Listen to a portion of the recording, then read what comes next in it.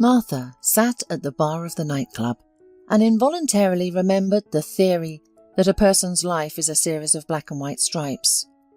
Some psychologists often said that life is like a zebra, and if a person is on a black stripe, then they should not despair because a bright future awaits ahead.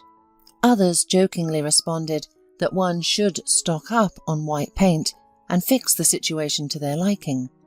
However, these pieces of advice did not comfort Martha, but irritated her, because she did not observe any enlightenment in the series of troubles and did not foresee it in the future. "I have a feeling that in my past life I destroyed cute kittens cruelly," complained Martha to her best friend Catherine, who accompanied her tonight. "Otherwise, why did such torments fall on my lot?" Catherine immediately grabbed Martha's hand and started reassuring her that she should not think in this way. "Thoughts are material. You should think about good, positive things, do you understand? So that the universe hears you. By the way, the universe is very sensitive to words, requests, and thoughts. It always responds to powerful energy charges. You have to watch your thoughts and words. Many things come true." Catherine was obsessed with esotericism, horoscopes, mantras, and affirmations. She even chose boyfriends according to their zodiac sign. Martha was her antipode and was sure that in this life one must achieve everything by their own efforts. A promotion at work is through hard work and professionalism. A good figure is through training in the gym, not through repeating phrases like, "I am successful and beautiful."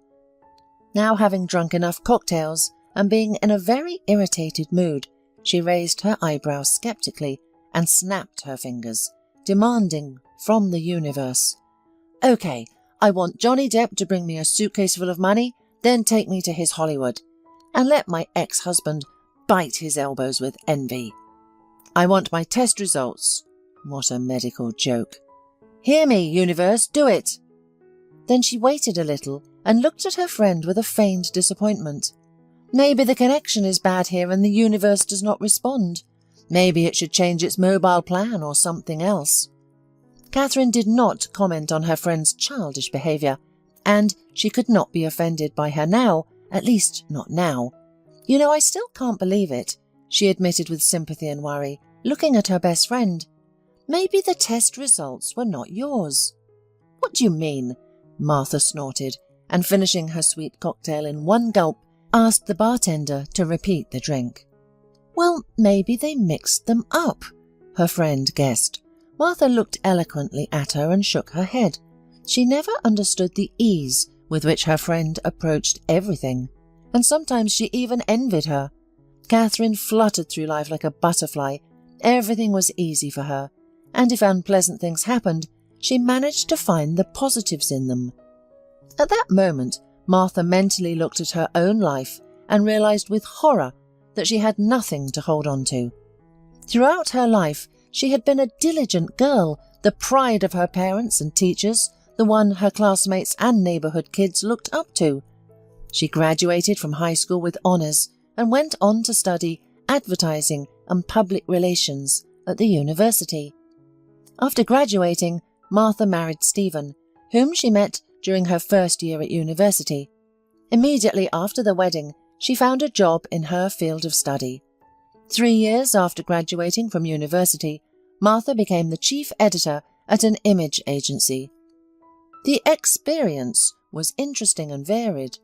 Among the agency's clients were large medical centres, auto repair shops, and shopping centres.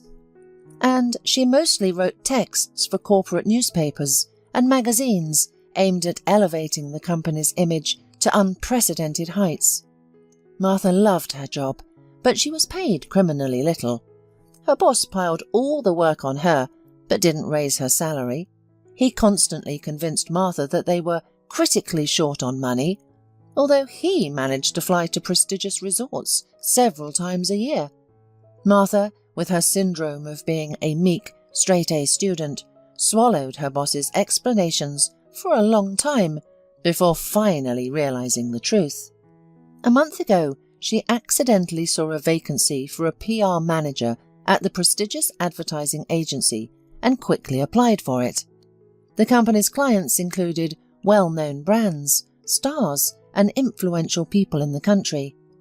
Trying to get into the company was a bold decision, but Martha decided that those who don't take risks will be sitting in a stuffy office while their boss warms his bones on the Seychelles Islands. A few days after making the decision, she came for an interview. Our boss loves creative people, always gives them a chance even if they have little experience. But you have tons of it. I'm sure he'll appreciate your candidacy. He's currently away, but he'll reply by email in a month, said Anna, the personnel recruiter, to Martha. But the sad truth is, he's a demon in human form, so be prepared for anything if you get hired. We pay handsomely, but his requirements are high. He has no tolerance for anyone. He hates lateness, delayed projects, excuses. He doesn't like many things. He's a very difficult man. Besides, he's incredibly handsome. But he doesn't look at anyone. Saying this, Anna pouted petulantly.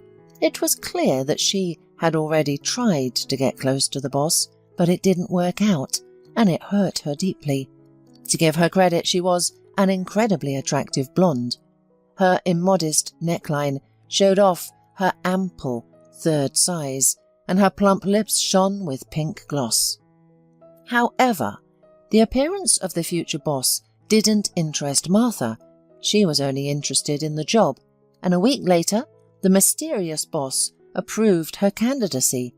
Martha waved goodbye to her old boss and fled to her new job.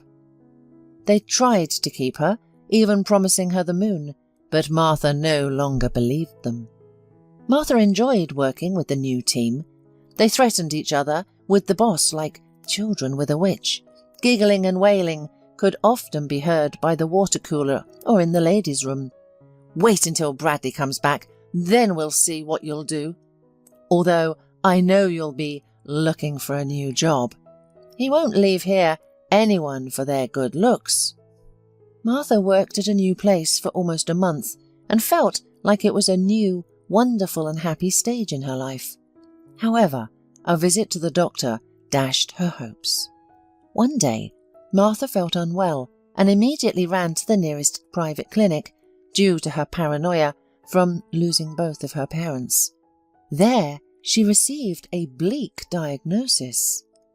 Unfortunately, your diagnosis is rare. The treatment will be complex and difficult. However, I cannot guarantee recovery, the doctor told her. But we will do everything in our power. Trust us. And if I don't treat it? Martha asked, looking only at the trash can in the doctor's office, afraid that hearing such news would make her sick and cause her to spill out all of her breakfast. The doctor was surprised by her question and shook his head. Don't treat it? He repeated in annoyance. Then I give you 6 months, maybe a year. 6 months, Martha repeated thoughtfully. That same evening, she told her husband everything the doctor had said, adding, I learned what awaits me if I go to the clinic. I will simply spend my last days away from my loved ones, under some drugs that will keep my soul in my body and prevent me from living peacefully. Tubes will be sticking out of me, and my bald head will always be in a cap. I realised that I don't want this, so I've decided not to undergo treatment. After listening to his wife, Stephen was first frightened and then angry. So that means you're not going to get treatment? Are you out of your mind? If there's even one chance, we have to use it. No. Martha shook her head. There's no guarantee of recovery. I want to live the rest of my life in a sane state. Maybe even to the fullest. Maybe we could go on a trip together. I have been dreaming of it, but there was no time. I think now is the time. Do you remember how I wanted to go and see whales? It's unlikely, but at least dolphins? What whales, Martha? Her husband suddenly shouted. What dolphins? so that you can die of illness somewhere in the sea or a foreign country? And what am I supposed to do after that?" They argued for a long time, but Martha was adamant. She realised that she had not accomplished too much in her life, and since she had an expiration date, she had to use the remaining time to the fullest. Not only did Stephen refuse to support his wife, he also betrayed her.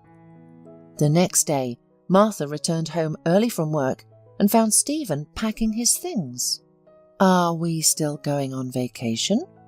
It's strange that you're only packing for one," Martha said, standing in the doorway of their bedroom. Stephen, who hadn't heard his wife come in, jumped when he saw her. He looked away, cursed, and then looked at her with anger. "You know it's your fault. Do you think anyone wants to watch someone die? I've read what's waiting for you. I can't be a caregiver for a sick person. I'm leaving for Alethia's." "To Alethea?" Martha asked, not feeling anger or offence for some reason, only mild disappointment. "You mean that one who, according to you, was just a friend and colleague, right? Your lovely secretary?" Stephen owned a small company that built private homes. Martha was the only one who supported him from the beginning. Back then, she worked alone to support their young family, while her husband tried to develop the business. Martha worked on advertising and PR for the company at nights. She even found clients, acting as a manager. Alethea appeared as a secretary 2 years later, when Stephen had already achieved success. Catherine, Martha's friend, never liked Alethea. She usually told Martha, "That secretary looks at your Stephen too often and laughs too loudly at his unfunny jokes. She really annoys me. If only she had seen Stephen before he met you. He was a zero, and now he struts around. But you're the one who deserves all the credit." However, Martha, not being a jealous or scandalous person, believed Stephen's assurances that there could be nothing between him and Alethea. As it turned out, her naivety played a cruel joke on her. "And how long have you been with her?" Martha asked, looking at the pile of crumpled clothes that her husband had barely managed to stuff into his suitcase. "For some time," muttered her husband through gritted teeth. Martha nodded, then went to the kitchen to make herself some tea. She waited until the front door closed behind her unfaithful spouse before throwing the still full cup against the wall. She looked at the light brown stain on the wallpaper, turned to the shattered pieces of her favourite mug, and bitterly cried. Martha sat on the floor, hugging her knees. She felt like her life had shattered, just like that cup, into many sharp pieces. Martha lived like this for another week. She took sick leave from work, although she knew what it would mean for her, as she was still on probation. However, she couldn't find the strength to even take a shower, let alone smile at her colleagues or generate creative ideas. Then Catherine visited Martha and, not taking no for an answer, commanded her to get dressed, put on some makeup and go to the bar. She even picked out a dress for Martha, a short red dress with thin straps. Catherine claimed that loud music, a good amount of alcohol and the club atmosphere would at least bring Martha to her senses a little bit. And she was right. However, it wasn't the flashing strobe lights or the music from the speakers that shook Martha up, but rather a man. A handsome brunette sat at the bar and ordered whiskey on the rocks from the bartender. He happened to be sitting across from the two friends. Martha briefly glanced at him, involuntarily noticing that the stranger was incredibly handsome. Well-defined cheekbones, dark, thick hair, tall, with a trendy haircut.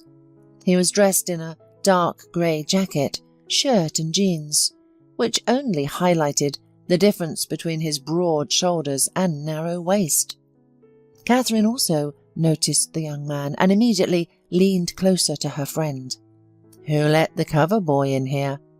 I'm willing to bet my favourite designer purse, for which I haven't eaten in almost a month to buy, that behind all those layers of clothing is the perfect athletic body.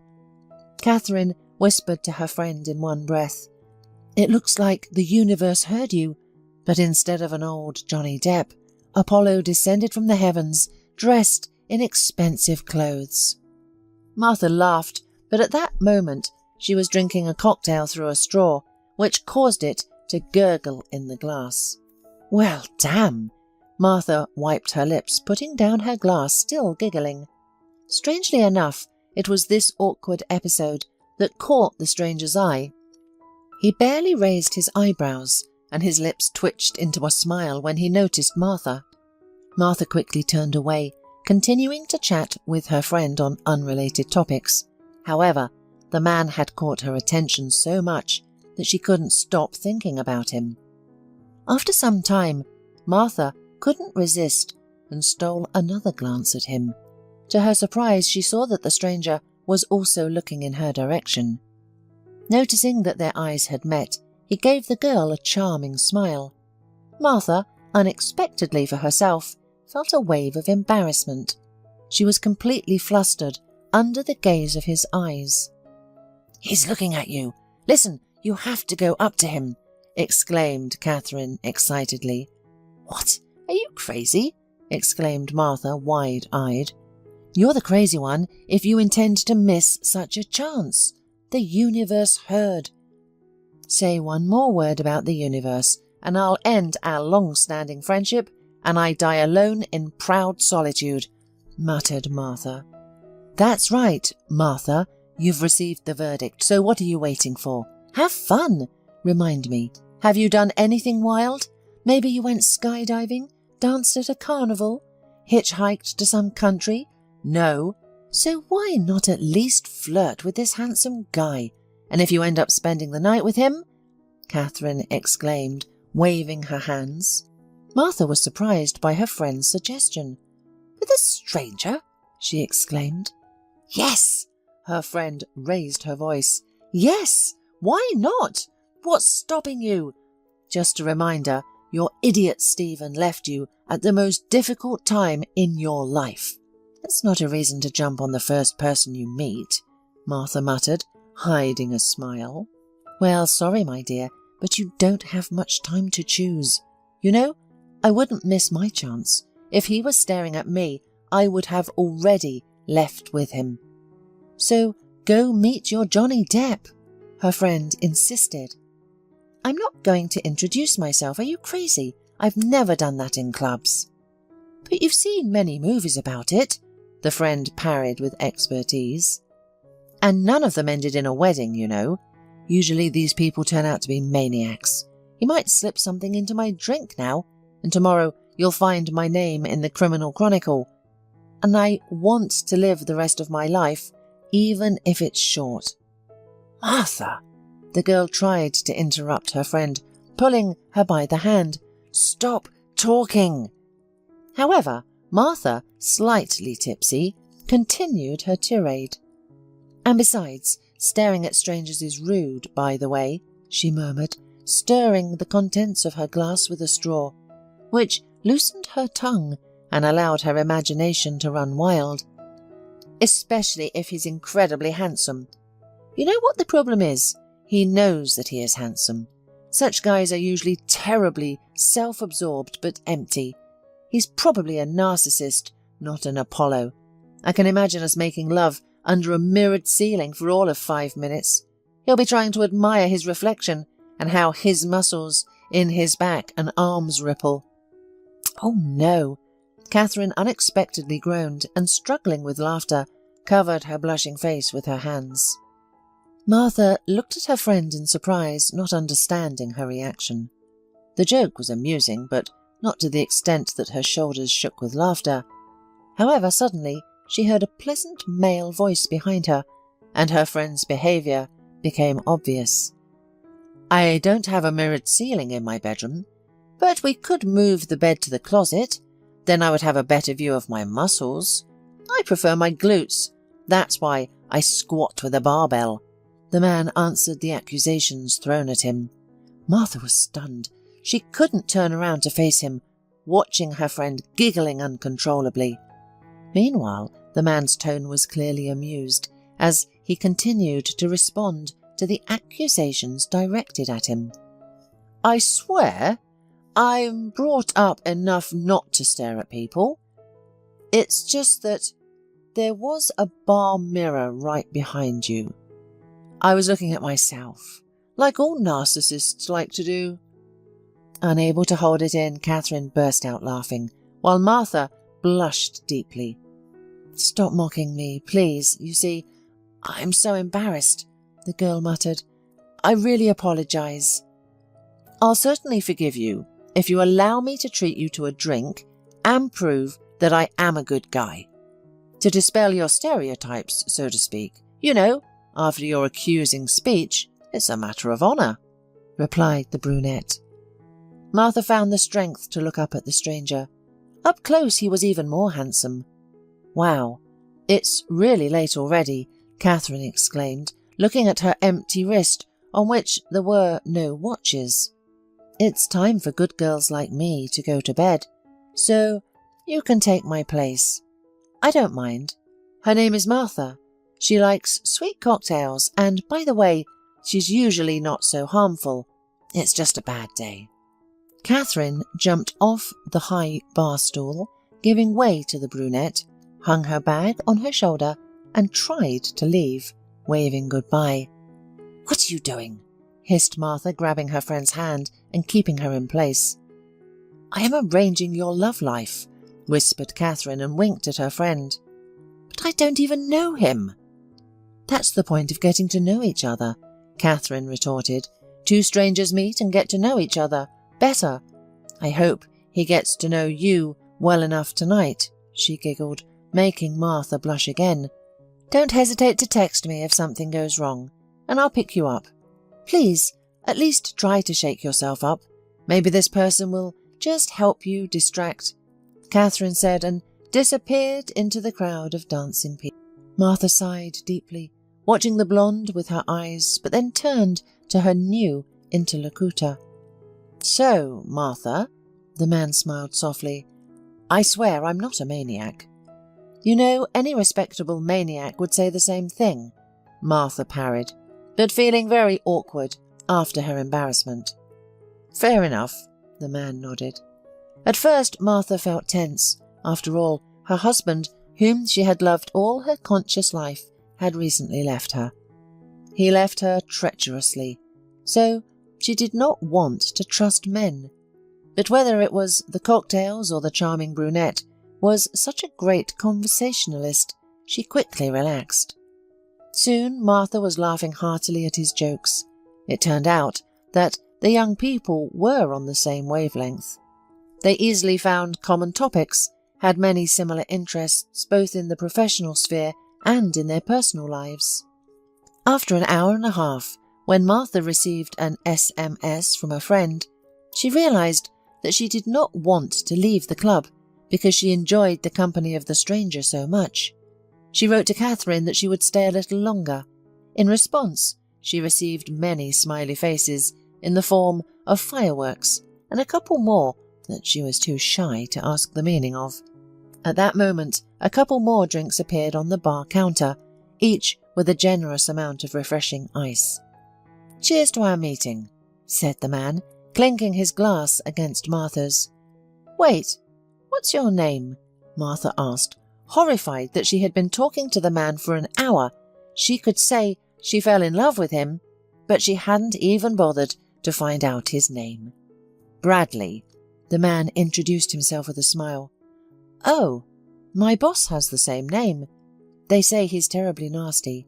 He rarely shows up in the office because he's constantly travelling, but always finds someone to fire.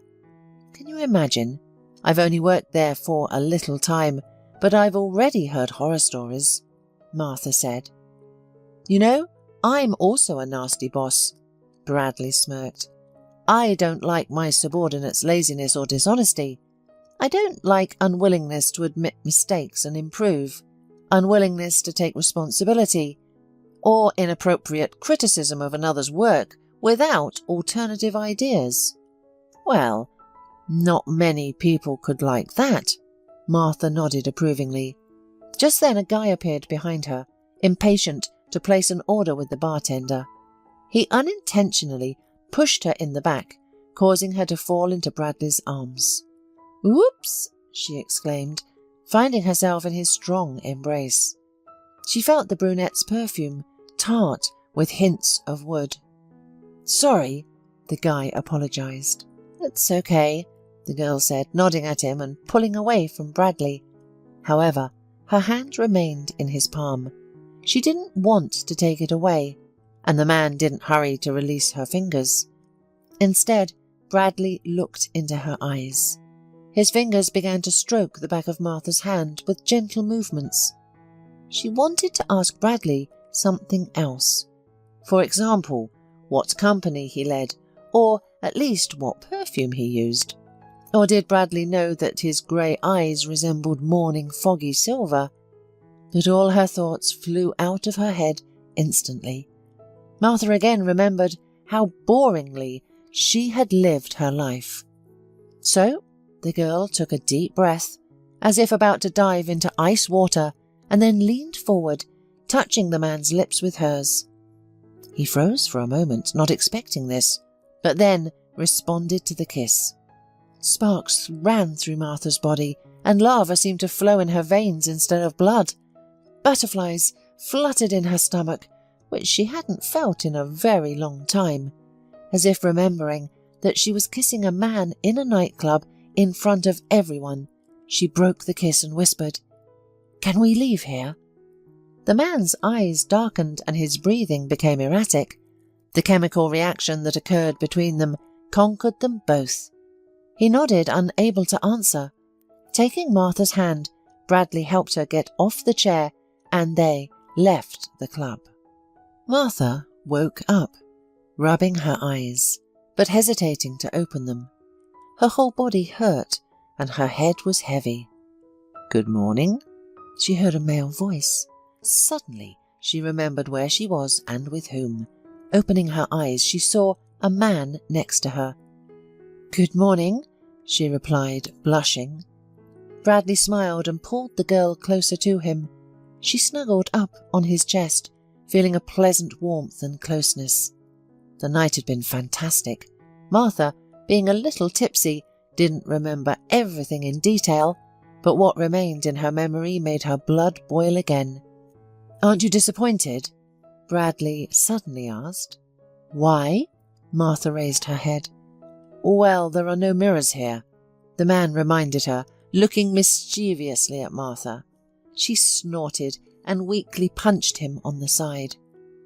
"But you have a panoramic window. Maybe you like it when someone watches over you?" She raised her eyebrows, nodding towards the window. "Of course, I love it. Pigeons, seagulls, butterflies," he nodded. "I just adore it." Bradley lived in a luxurious area in a 2-story apartment. His bedroom was large but furnished in the Spartan style. A huge bed, wardrobe and bedside tables. That was all the furniture.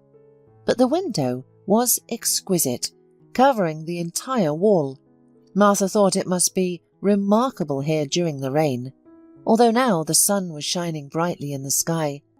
"What time is it?" she asked. "I have to go to work." "But today is Sunday. Come up with another excuse to run away from me." The man smiled. "Oh, no. Of course. I only have to go to work tomorrow," Martha explained, rolling off the bed and looking for her clothes. "But I urgently need to finish one of my projects. The boss is coming tomorrow. You know, that nasty guy I told you about. I don't want to get fired so soon. I really like my job. Besides, I took vacation for a whole week, and he won't like that either. Probably he doesn't like anything except subordinates' tears." Grumbling about her boss, Martha began to gather her things. "I don't want to believe that your boss is such an unpleasant person," Bradley remarked, putting his hands behind his back. He watched Martha getting ready with pleasure. The girl shrugged, trying to put her hair in order with her hands. "I can't draw conclusions until I meet him in person," she reasonably noted, "but the rumours about this person do not presuppose too pleasant communication. I'm afraid of him in advance, you know. His name is Bradley Hayder. Have you heard of him by any chance?" She turned around and saw that Bradley was almost choking on his restrained laughter. "I know him," nodded Bradley. He threw off the blanket and smoothly, like a predator, began to approach the girl. She looked at him suspiciously and asked, "Do you really know him?" Bradley nodded affirmatively again and said, "I know him very well, Ma. And now you too. Maybe now you can draw your own conclusions."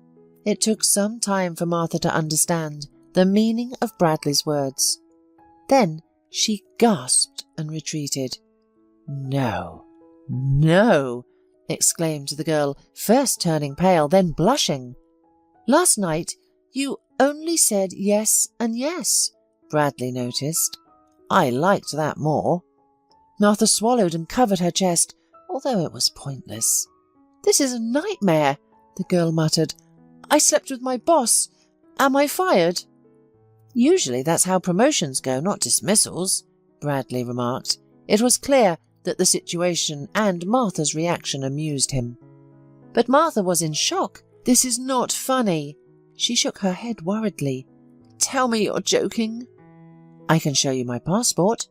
And I didn't hide where I work. I thought you understood." Bradley shrugged. Martha took a deep breath, then exhaled. Yesterday she was in a state of euphoria, and she didn't attach much importance to the fact that their line of work was so similar. She remembered how much she had told him about her colleagues and boss. Martha backed away towards the exit. "Now I really have to go." "We can have some breakfast. Then I could call you a taxi," Bradley said, no longer smiling but frowning. "Listen, don't take everything so close to heart, okay? I liked you. I thought you liked me too.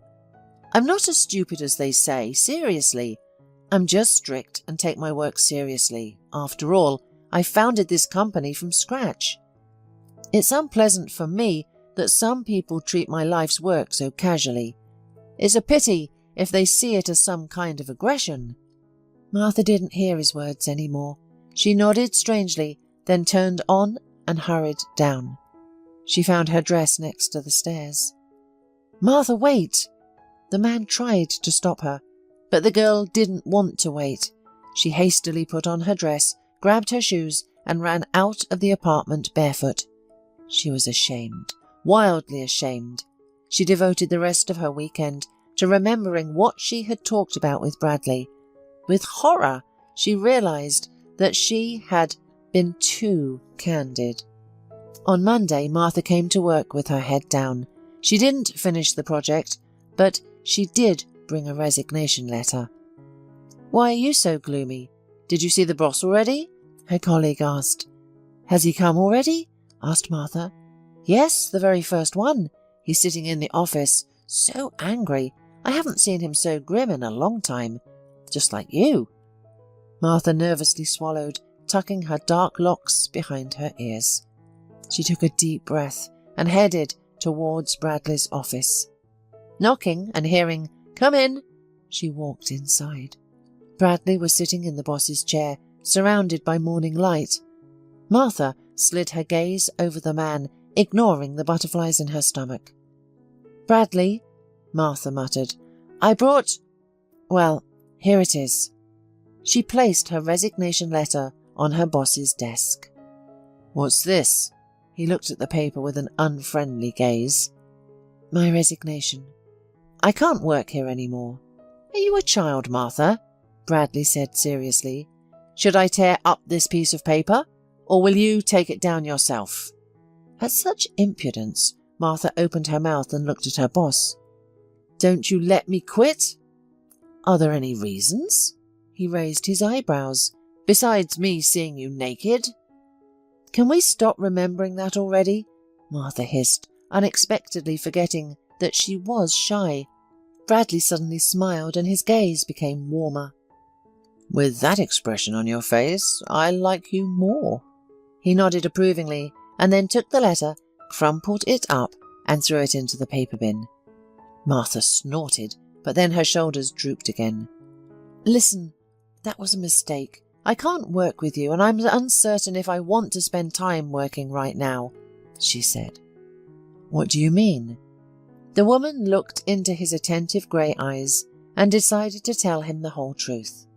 She understood that after this he would turn away from her quickly, although maybe he would give her a bonus and some sympathy. I don't have that much time left. That's what I mean. Understand, Bradley, it's not like that. I don't jump into bed with strangers. You caught me at a difficult moment. She tried to explain, sitting opposite her boss. I'm sorry I didn't say it right away, but talking about how I only have a few days would ruin the vibe. I just wanted to relax, forget who I am, what's happening to me. Honestly, I was able to do this even for a short time. That's probably why the news that you're my boss knocked me off my feet. Fate seems to be laughing at me, constantly tripping me up. I did something that wasn't like me, and where did it lead? Even the man who I liked so much, whom I opened up to, turned out to be my boss. It's unfair. Bradley listened to her attentively, without interrupting, looking intently, as if he were peering into her soul. When Martha fell silent, he asked quietly, So you really liked me, right? I didn't mean that. Stop. What are you talking about? I told you that I'm dying and going through a divorce, and you only heard that. You're still a narcissist, she said with a hint of irony. Bradley smiled. I've heard that a girl who conquered me at first sight likes me, and then everything got shrouded in fog, he said, making Martha stare at her nails in embarrassment. I don't understand. Are you kidding me? The girl squinted as she looked into the man's face. She vividly remembered how her fiancé, with whom she had lived for so many years, ran away. So why was this completely unknown person to her so calm, as if he were a Chinese statue? Suddenly, Martha thought that this was the answer to her question. She meant nothing to him. For some reason, this thought pricked the girl in the heart with a sharp needle. It was unpleasant. Meanwhile, Bradley, who was sitting in front of the brunette, unaware of her thoughts, hurried to explain himself to her. Martha, I will need time to digest all the information you just spilled on me, the boss honestly admitted. However, I want to say again that none of your words convinced me to sign the resignation letter or forget that I had a good time with you. And also, didn't you say that you wanted to try something new for yourself? Step out of your comfort zone? How about having an affair with your boss? Bradley playfully winked at her. Martha smiled shyly. Shaking her head, she slowly, as if reluctantly, looked away from the handsome man's face. She scanned the room where she had been for the first time. Several interesting and bright vintage posters with retro advertising hung on one of the walls, made of grey brick. In another corner, there was a shelf with a record player for vinyl records. The girl remembered that Bradley liked retro, loved history, and loved to travel. She thought she would like to get to know him better, and she still couldn't shake off the feeling that she'd known him for many years. There are such meetings, like with old and close friends, kindred spirits, who touch your heart at first glance and words. Bradley turned out to be one of those people.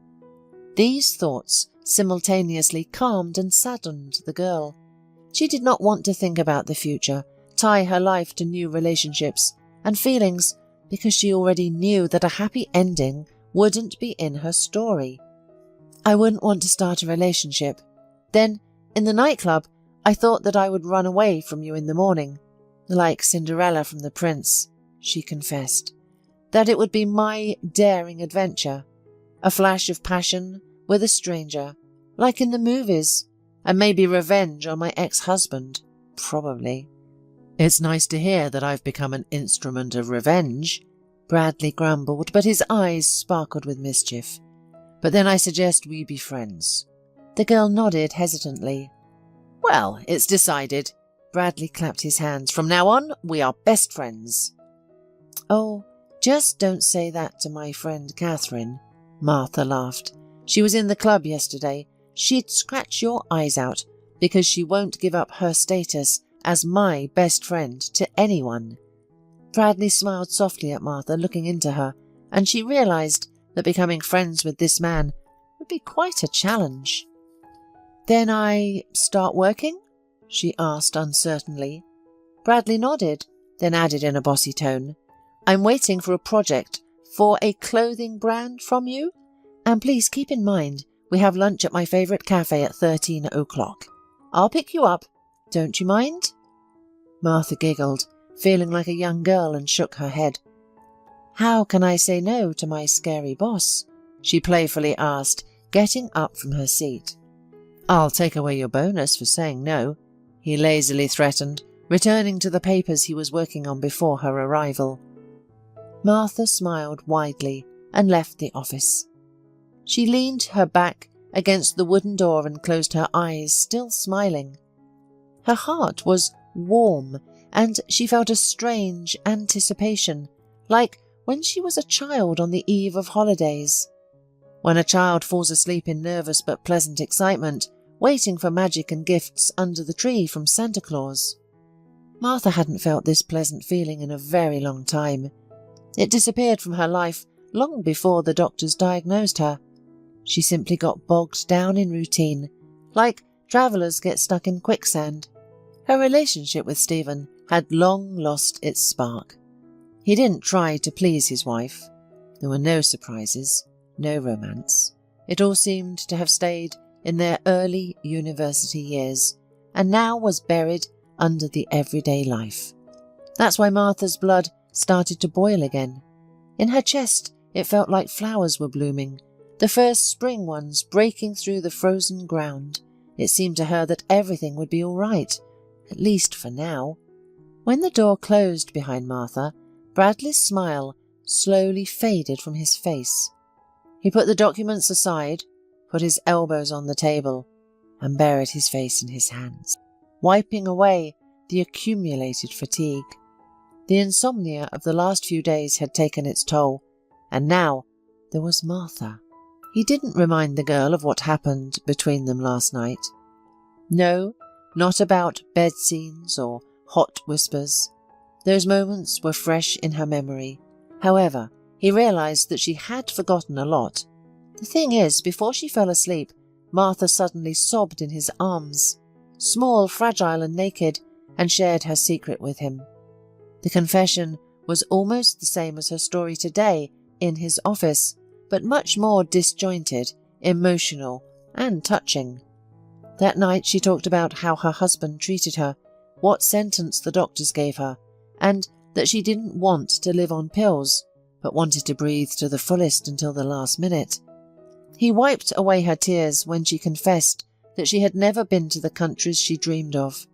She said that she had dreamed of a cruise tour her whole life, wanted to see whales, dolphins, or anyone in their natural habitat. That night Bradley didn't fall asleep. He looked at Martha's face, illuminated by the moonlight, touched her soft hair scattered on his pillow, and thought. He thought about many things, and came to the conclusion that he didn't want to let her go, although his decision was extremely difficult for him. He lost his fiancée, who never became his wife, in a tragedy 3 years ago. However, he could not throw her out of his heart until now, so he was distracted by work, with such zeal and eagerness that he earned a reputation as an evil boss among his employees. He avoided relationships with other women and only had minor and short-lived intrigues in his life. That is until he met Martha, a girl so cute, sincere, insanely beautiful, and whose heart that had been broken so rudely. Bradley's agency was well known for its charity work, and he had always had a certain thirst to help people, which only grew stronger after the loss of his fiancée. that his desire to help Martha was deeper than philanthropy. Martha seemed to have settled in his heart back in the nightclub. With her delicate fingers, she touched the strings of his soul that had long been silent, playing a melody and giving his heart a special rhythm. Bradley wanted to be close to her, feeling as if it were the right thing in the world, as if he had been waiting for this meeting with Martha. Bradley looked out the window at the grey sky with rare clouds. One of them looked like a hare with long ears, and the rest looked like sweet cotton candy. He drummed his fingers on the table, trying to calm down the excitement that had not left him in the whole day. He realised that he couldn't help Martha, but he wanted to try to make her last days beautiful, the way she dreamed. Bradley took his smartphone and, finding the necessary number in his notebook, pressed the call button. "Hello," he began softly. "I'm interested in cruise liners, and also, where in the world can we see whales?" The sky was grey and so low that it seemed it would fall into the water surrounding the cruise liner.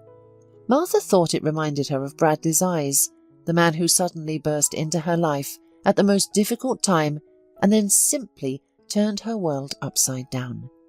He became the artist who had many colours to paint her white, calm life. After that frank conversation, they really became friends, talked a lot, often walked, went to the movies and restaurants. Bradley often invited her home and cooked dinner himself. They talked about work and life, shared dreams and interests. Every morning, Martha eagerly waited just to see him, just to talk to him. She unexpectedly realised that every night, falling asleep, she thought about Bradley, and waking up, she also thought about him. After a month, Bradley brought Marina tickets for a cruise. Of course, she thought it was crazy to just take off in an unknown direction, to leave life and work behind. However, Catherine was very insistent. "It would be crazy not to do this. I'll break off our friendship if you refuse," she assured her friend. "You'll regret your whole life that you didn't dare. And besides, look how Bradley looks at you." "We decided to stay friends." Martha weakly and hesitantly waved off. Catherine snorted, rolling her beautiful eyes to the ceiling. "Oh, don't mess with me. There's always such tension between friends that it's scary to light a match. God forbid, everything will explode." "You're in love with each other, silly," she declared. "But I can't do that to him," Martha reminded Catherine. "He told me he had lost his fiancée. Do you want to lose another person?" Catherine's smile faded, but she quickly composed herself. Maybe she shouldn't decide for him what to do. Just open up to him, or at least meet him halfway. Then Catherine took the tickets for the cruise and waved them in Martha's face. "Start with this, okay?" Martha, who had dreamed of travelling with Bradley herself, quickly gave in. One day, the awaited miracle happened. "Whales!" someone shouted from those who were walking on the deck at that moment. "There are whales, and there are so many of them!" Passengers poured out onto the deck, staring wide-eyed at the vast waters. The water was filled with whales, up to the horizon. As the ship approached, the characteristic sounds of the whales expelled fountains of steam and water, surrounded the people from all sides. They were loud, unrelenting, and awe-inspiring. People tried to capture this wonderful moment on their cameras. Martha didn't try to reach for her phone in her pocket.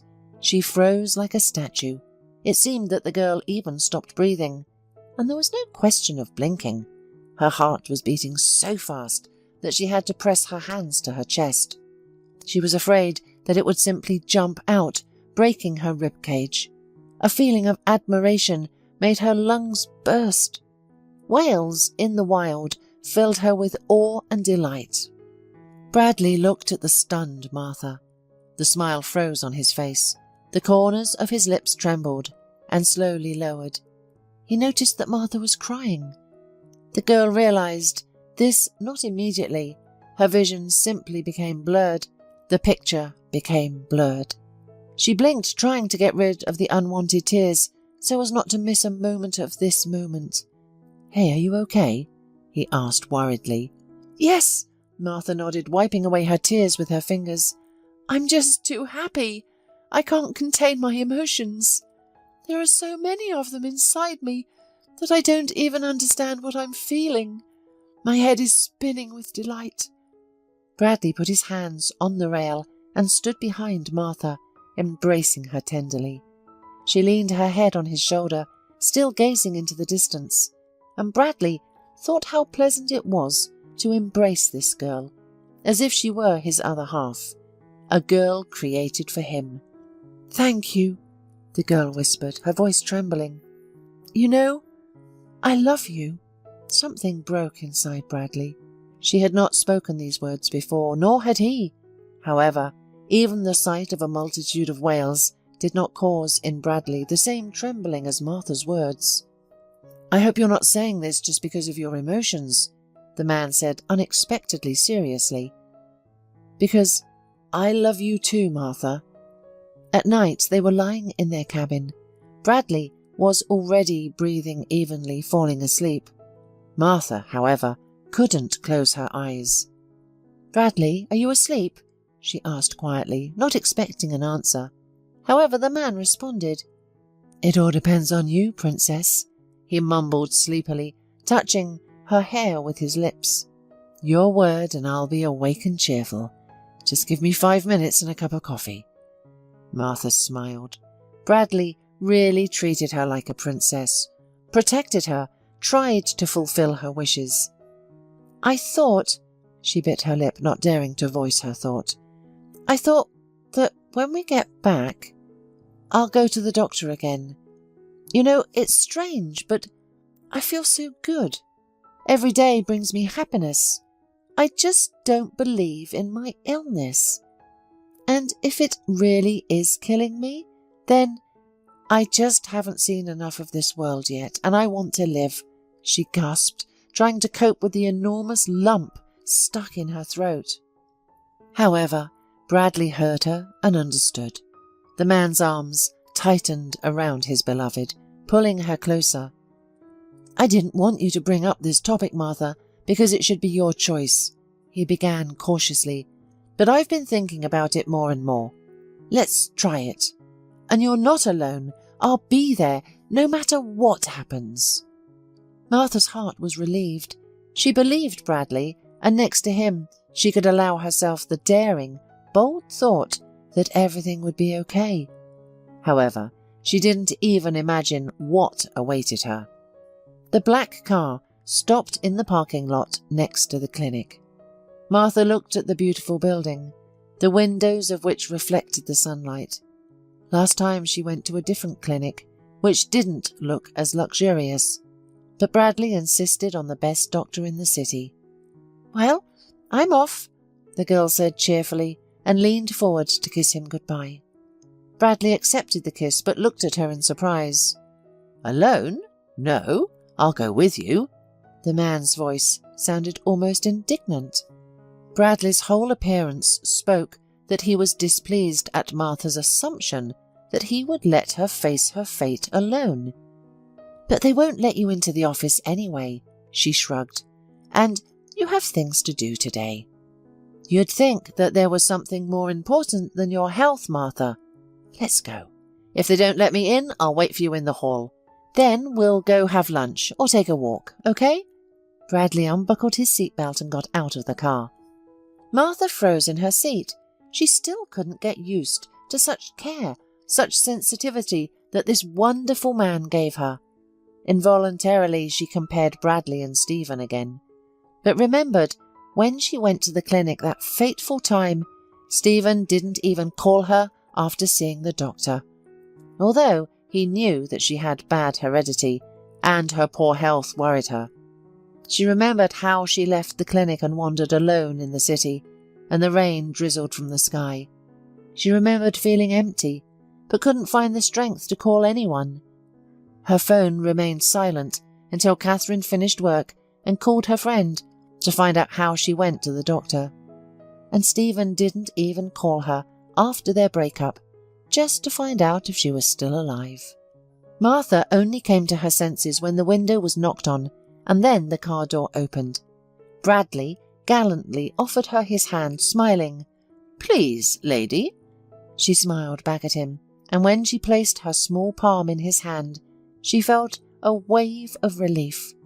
The fear of visiting the doctor began to leave her because she wasn't worried about anything with Bradley by her side. She was ready for any news. However, what the young people heard after the examination by the doctor plunged them into a state of shock. The man performed an ultrasound, looked at the results of the tests and research that the girl had previously taken. Then he looked at Martha with a strange expression on his face. "Excuse me, who told you it was time to look for a place in the cemetery?" the doctor asked. "Can I know the name of the hero?" Martha was confused by the question and the form in which it was asked. Yes, she had heard of medical humour, and a couple of times was even shocked by the jokes of surgeons and pathologists, but here she experienced an unpleasant feeling. Bradley didn't like the question either. He was sitting in the adjacent chair and leaned forward, intending to ask the doctor to choose his words carefully. However, Martha squeezed his fingers in time and blurted out, Dr. Martinson, I think something like that. The clinic is called Be Healthy. Why, what's the matter?" The doctor chuckled and shook his head, waving the papers. "Everything is much clearer now," he said, not hiding his amusement. Without explaining, he typed something on the laptop keyboard, then turned the screen towards Martha and Bradley. "Take a look at your doctor," he suggested, showing them an article from the local news portal. "Henry Martinson, a scam artist. The detainee is already serving his sentence. He took bribes, spun people around for useless treatment, frightening them with terrible fatal diagnoses. It's strange that this news passed you by. They showed it on all channels, talked about this fake doctor from every iron. But we weren't in town. We had a trip to watch whales," the girl muttered, confused.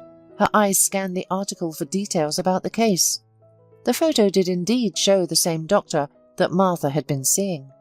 "Wait," Bradley interjected with a tense voice. "What does all this mean for us? Did he lie to Martha? Am I understanding correctly that she's healthy?" Only at that moment did Martha realize where the doctor was leading them. She couldn't even think about such an outcome, and didn't allow anything similar to enter her head. Now she froze, her face flushing, her pulse pounding in her temples. The doctor nodded with satisfaction. "I won't even offer you any additional testing, Martha. You're perfectly healthy. Everything that the previous doctor told you was a lie. He only hoped that you would become one of his victims, that he would squeeze as much money out of you as possible. He acted according to an established scheme, working in collusion with other doctors who also received punishment. They did all the procedures in their clinic and then said that with great difficulty and God's help, they brought a person back from the other side. That's why his reputation was initially high. Fortunately, this story is over. It's good that you didn't agree to be treated by him." Martha looked away from the doctor's face, stared at the laptop, then at the table, but didn't see anything else in front of her. Her emotions were mixed up in her chest, pushing each other aside. Shock, amazement, joy, and fear that it was another mistake. Bradley lifted her hand and kissed the tips of her fingers, which brought her to her senses a little, and she finally realized that all of this was reality. "I love you," Bradley said, instead of all the other words of joy, regardless of the doctor's presence. "And I love you," Martha echoed, feeling tears welling up on her face once again. Looking into the face of her beloved, Martha inadvertently thought that her little failed death was worth it to meet her true love. Bradley proposed to Martha almost immediately after they found out the happy news. And at that moment, the girl realized that she was still not divorced. Yes, she referred to Stephen as her ex-husband, and she hadn't seen him in a year. However, they were still officially together. Therefore, the girl quickly filed the necessary divorce papers. Later, Catherine joked that Martha had summoned her husband, like witches summon demons at séances. At first, Stephen appeared at the door of her apartment, but not finding the owner there, he went to the office. He was amazed to see Martha. She hadn't died, as he had thought. On the contrary, she had blossomed. Love and a wonderful vacation helped her become even more beautiful than she was before. Her eyes shone, her cheeks had a natural blush that was much prettier than any makeup. "Martha," Stephen muttered, looking around in surprise. "I received the divorce papers and came to talk." "You didn't have to bother, actually." Martha shook her head, not at all embarrassed by their meeting, as nothing stirred in her soul. "Now we can do everything online." Stephen hesitated, shifting his weight from one leg to the other. He looked around the office where Martha worked, then, once again with greed, stared at the girl. "This letter was a surprise to me," he admitted. "Really?" Martha raised her eyebrows. "It was a surprise to me that we didn't get divorced earlier. Now we'll have to wait until everything is legalized. It's strange that you didn't think about it, since you have new relationships and all that. How did Alethea tolerate that you have the wife?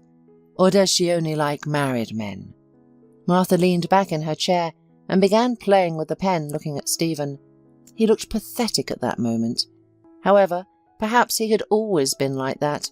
Martha just didn't realize the flaws in people close to her. She didn't even notice his mistress. Stephen frowned and then confessed, "Not everything is going well with Alethea. I have problems with my business. That's why I came. How will we divide the property? I was hoping to mortgage the apartment, and—" Martha felt nauseous when she realized the hidden meaning behind his words. "Wait, Stephen." She stopped him, holding up her hands as if signaling to stop. "Do you mean you were waiting for me to leave this world and leave my apartment to you?" Stephen sulked at first, hunched his head, then remembered that he was still a man, and straightened up. "Don't you find this train of thought logical, Martha?" "Tell me about your plans," the girl unexpectedly asked, leaning forward and resting her chin on her crossed fingers. "I'm truly interested. Are you planning to sell the apartment and invest the money in business? Or are you going to live in it with your secretary, who was, according to you, just a friend?" "This is not funny." Stephen flared up, raising his voice. "You don't even know what I'm going through right now. I invested in the wrong thing, you understand? I listened to that idiot Alethea and hoped for a profit. Now I have a lot of debt and major tax problems. And Alethea, she ran away with a man as soon as the tax office knocked on my door, saying that my mess is not her business. Do you even understand how hard it is for me?"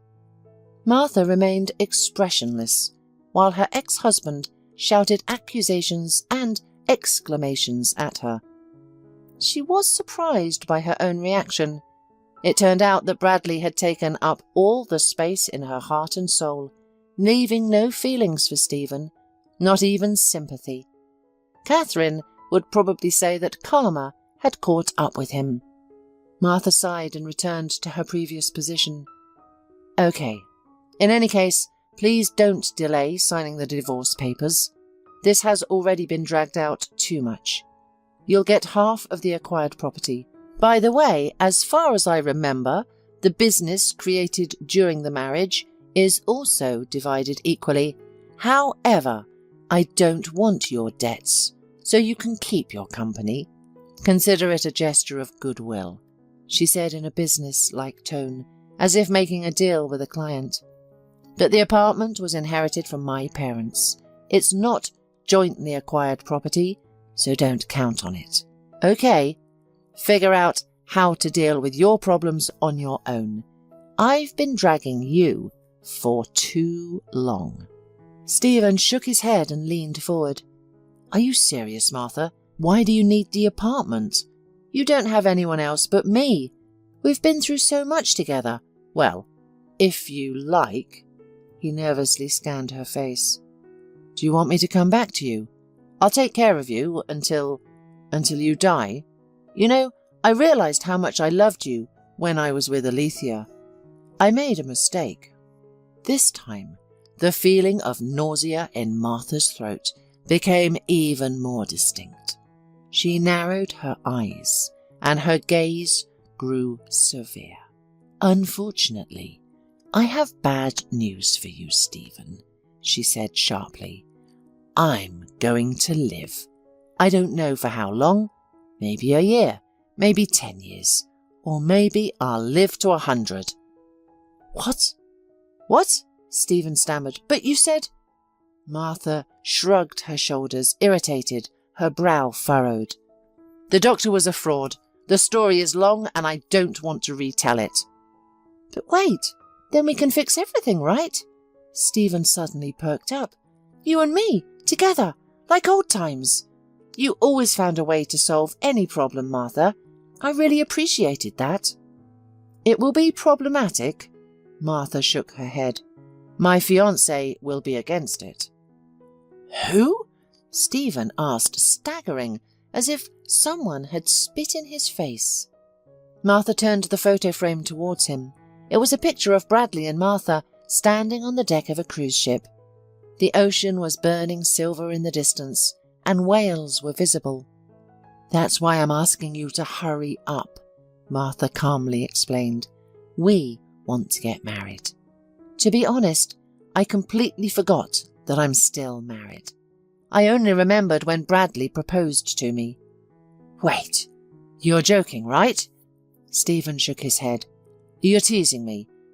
And where was that photo taken? And where was this photo taken? And did you find this Bradley somewhere? Wasn't that the name of your new boss? Martha smiled widely, nodding. It's nice to see you remember something about me. Yes, it's him. I met him not at work, but that's another long story, not for your ears.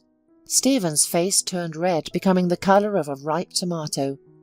You had an affair with your boss, he exclaimed, jumping to his feet. Martha unexpectedly burst out laughing. This coming from the man who left his wife for his secretary, she asked, as if she couldn't believe Stephen had brought up such a topic. You deceived me! Stephen shouted even louder. You said you were sick, that you had only half a year ahead of you.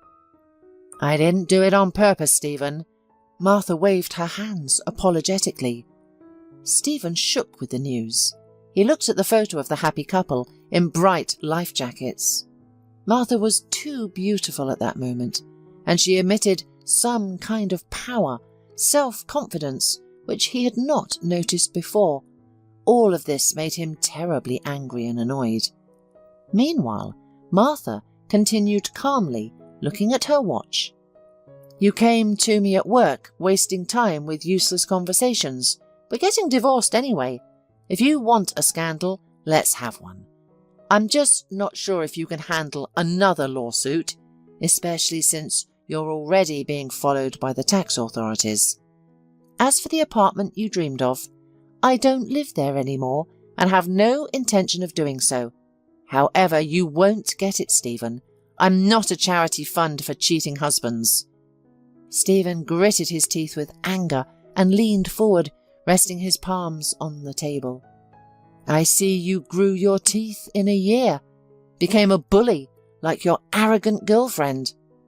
Martha waited a second, then she too stood up from her seat and arrogantly looked at the man she loved, as if in a previous life. I've always had sharp teeth. I just didn't use them to sink into the throats of loved ones, unlike you. You didn't appreciate my loyalty, turned away from me at a hard time. You ran away, jumping into the first available bed. So you just can't come back into my life now and make any claims. You're pathetic and disgusting. Get out! Stephen jerked as if Martha had slapped him hard. His face was on fire and his head felt like it was about to explode like a ripe watermelon. Without saying another word, Stephen turned and walked away. At that moment, the door opened and Bradley appeared on the threshold. He looked at his fiancée's guest with a surprised look, but quickly recognized his face, even though it was contorted with anger. "Stephen, right?" the man asked, trying to hide the disdain he felt towards this person. "I won't shake your hand. Did you come to sign divorce papers?" Stephen glanced at Bradley with a fleeting, angry look. "The groom himself? Well, congratulations. I wish you both happiness. Just tell me, what's it like to pick up someone else's woman, so to speak, to eat someone's leftovers?" he asked with a venomous tone. "I have no idea," Bradley replied calmly. "I've never had affairs with other men's women. When Martha and I met, she was single. They say some scoundrel dumped her when he found out she was sick. There are such moral freaks, right?" Bradley winked at the pale Stephen, but a moment later his feigned cheerfulness and calmness disappeared from his face. "And now, I advise you to leave the room before my patience runs out. Believe me, I'm trying very hard not to throw you out." Stephen felt through his skin that the man was not joking. He silently retreated and left the room sideways. Martha approached Bradley, hugging him around the waist. "Sorry for this. I didn't know he would come here," she said shyly. "What an unpleasant guy. And how did you live with him?" "I'm itching to hit him," Bradley said discontentedly. "Maybe I should catch up with him." "Don't bother, dear." Martha shook her head, leaning towards her man. He kissed her on the forehead, hugging her around the waist. "By the way, that's why I came. We got a response from the jewellery brand. They want the full package of services. You're a genius." He praised his most valuable employee. "I'm lucky to have you in every way. It's a good thing I threw away your resignation letter." Martha smiled widely, looking at her future husband, whom she loved with all her heart, and, moreover, knew that it was mutual.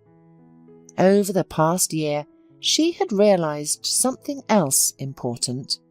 After a while, it might turn out that the streak of life that seemed black was actually an airstrip.